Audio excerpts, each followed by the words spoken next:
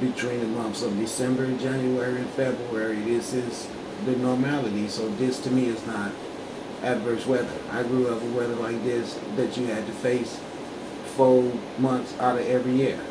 So it was the normality. You could see her. She's used to that. Her coat got a hoodie on it with a hat up under it. She got her ears covered with her hair in her hat. This lady been doing some winter for a long time. I can look at her and tell she knows her way around that shit.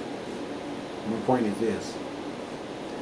The earth and the people on the earth are all going to be getting information from sunlight that is going to have one particular mission in mind, and that is to destroy Satan's kingdom, to tear it down.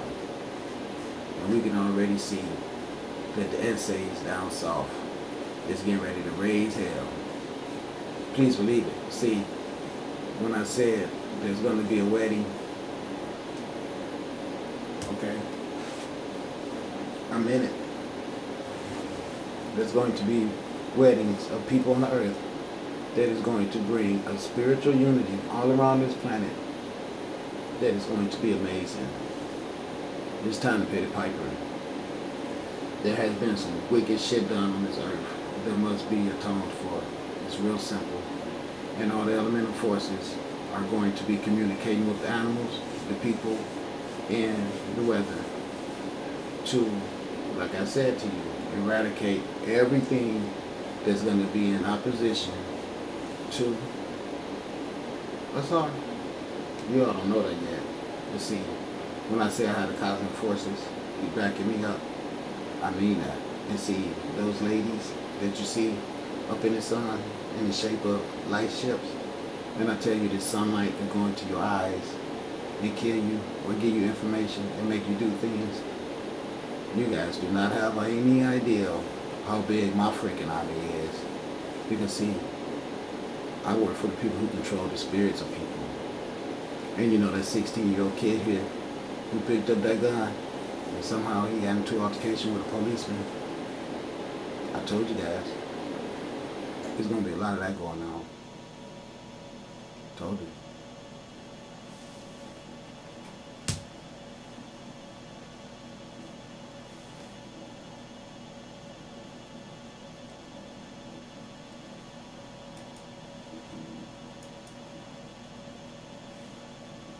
Temperatures turned what had been rain the day before into snow. Too tough for some snowblowers. No problem for bigger snowblowers. A challenge to shovelers. Treacherous for those walking on sidewalks. The constant barrage of snow kept snowplowers busy, both public and private.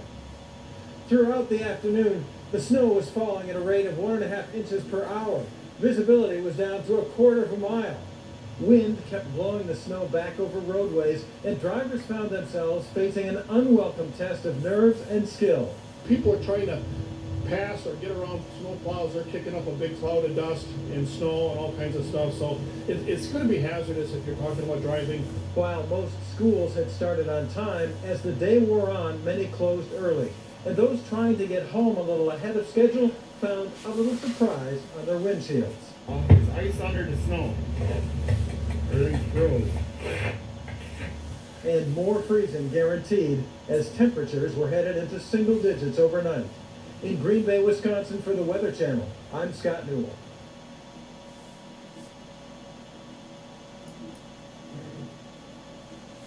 Okay, Hotep, everybody, Mayat Hotep. I just want to take time out to give condolence to all the families of the people that is meeting their recreation through these bad weather systems that we're having throughout the country. If I happen to unknowingly seem a little bit cold toward one of your loved ones, just know that I don't mean to attack anyone. I just have a job to do, and sometimes I do be a tad bit cruel and aggressive with it, and I know that, and it's only because of the way the world is, and the method of this judgment does not allow for no timid type of demeanor coming from me, because it's a serious business, and most of the people who is taken out by weather formation is going to already be given some type of compensation for having to be a participant in the, if you will, delivery of the information necessary for the people on earth to understand that you're not going to just walk around here and do anything you want and then ask Jesus for forgiveness and then that's it. No, because see, Jesus is not who's controlling this weather. It's God, the Son. So you will recognize that this earth will be changed and it will be cleaned, and that there is a new king appointed on this earth, and that regardless to you like it or not, this new king will sit on the throne, and is on the throne already, because you see, my army can't be touched. I'm just tearing cities up and nobody can do anything about it at all. You know, I mean, that's really the truth about it. And when you have a system that is empowered from doing that type of thing, then when you have the universe who made the planet taking its planet back, who can say something about that? You guys stole it. So you thought you did. Well, only thing you really did is oppressed a lot of people and committed a whole lot of criminal acts against humanity. You never owned this earth. You just had a big ass ego. Hate to be the one to tell you that. It's the truth. Still got a big ego. Oh, y'all get down. No, this way. I'll get that's it. Not there, but I don't know because I seen it coming. The tornado's right there. Right there? Yes, it's just right down here. What do we need to do? Just stay right here and all. No, seriously, it's like. It's right there. What's on the wall? What's that? Always there. Always watching. Change is a choice. This is for Utah. Little shout out to Utah. This earth just opened up and swallowed up whole buildings. Coming soon to Utah.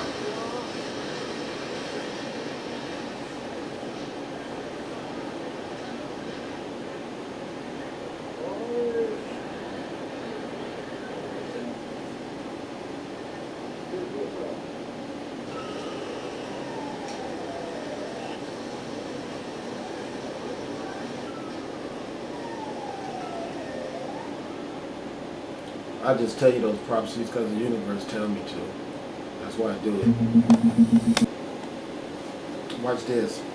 This is the universe saying right here, see, I own this earth and I'm being nice, but I got new leadership that I need to appoint because you guys don't know what you're doing. So I need some intelligence on my planet to fix it, and being nice. But see this little community right here, I could pass through here again, and next time I'm gonna be a little bit tired and I might just touch down on the ground, you know what I'm saying, and kind of pay you a visit. So just know I'm always around, always watching, always watching. Watch this, Black Dot. These birds is letting you know who's running shit. Black Dot up your ass.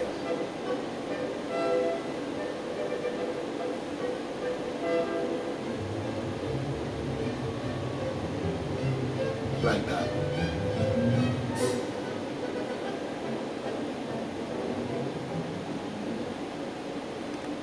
See, what happens is that this land will be returned to the rightful owners. Now look at this fire. It just shows you that it's got a life. Look how it comes down into the fire. First I thought it was a trick camera, but watch how one goes up and backwards. Just defies it at the same time. It shows you that our universe has life in its elements. Look at that. See, they're displaying life. We live, we think, though we are fire. That's what they're saying. That's what the fire said. An image snap from the International Space Station fell on the ground a much different scene. As geologists may appear, it could have been a lot worse. In the hard-hit town of Bundaberg, hundreds of patients have been evacuated to safety. The rising water is too dangerous to stay around. This is a coordinated response. Is progressing in an orderly manner, and we have have all the contingency plans in place, and we'd rather err on the side of safety because obviously from the information from the Bureau of Meteorology, we're expecting to go to 9.5. That's 31 feet. Officials now rushing to move those in the highest risk areas to safety. Emergency services say they've carried out about 1,000 helicopter evacuations, plucking many from rooftops, and a lot more are expected. This monster of a storm has dumped more than 2.5 feet of rain in the region, flooding towns across eastern Australia as far as Sydney. We've lost some of our roof, and unfortunately we couldn't get it tarped because of the tin flapping, and we've had a terrible night because we didn't know what was going to happen next, and it's rained all night, blowing in heavy rain, so we've been up watching our ceiling in case it collapses. This storm bringing back horrible memories from just 2 years ago, when Australia saw some of the worst flooding seen in decades. The 2010-2011 storms killed 35. Today, no one is taking any chances, getting as many out of harm's way as possible. See again, somebody went into somebody's land, murdered them, and stole their land, changed the name of the place, and claimed it for themselves. And Mother Nature is saying, bullshit. Area in the Philippines soon received on January 17th, angering environmental groups. Bad weather previously prevented efforts to free the ship, but a salvage team is now preparing to use cranes to lift it from the reef. The team has already removed 15,000 gallons of fuel to prevent spillage and lighten the vessel. The U.S. Pacific Fleet has apologized for the accident and the damage caused to Tuba Taha Reef, but activists want to make an example of them. This sets a precedent for all other incursions into not just our waters, but our marine parks. Now, if these guys get away, sail off into the sunset, without so much as a slap in the hand for what they did, then what's to stop any other U.S. ship, any other Chinese ship, any poaching boat from going to Tuba Taha or Ato Reef or any of our other parks and doing what they want? The UFOs, the same people that made his ass crash into the reef that time, is letting the ass know you're going to quit taking your ass around to these places around here harassing people. Come out here, I'm going to burn your ass and sink your ass. See, you're being warned. That's what it's all boiling down to. It's too many ships running onto the reefs. I'm telling you guys, it's the UFOs telling them, keep your ass off this ocean. Trust me on that.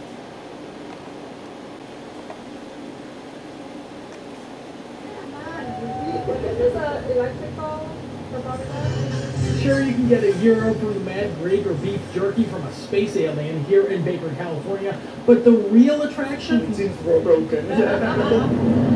has fallen into disrepair. I'm Lee Hayes. I'm the general manager for the town of Baker. Baker, the general manager, is kind of like the mayor. It hasn't worked properly in probably at least 4 years. It had lighting that went all the way up the sides of it. Today, the gift shop is closed. Someone even swiped the plaque here. But the story of the world's tallest thermometer goes back to 1991 when the family who owned the restaurant next door put it up. My parents came from Chicago and we established here. Diana Roma was a little girl back then. She worked at the restaurant and knows exactly why the thermometer is 134 feet? 134 feet tall to commemorate that high temperature in that valley in 1913. The digital readout blocks that drivers could once see for 10 miles are now dark.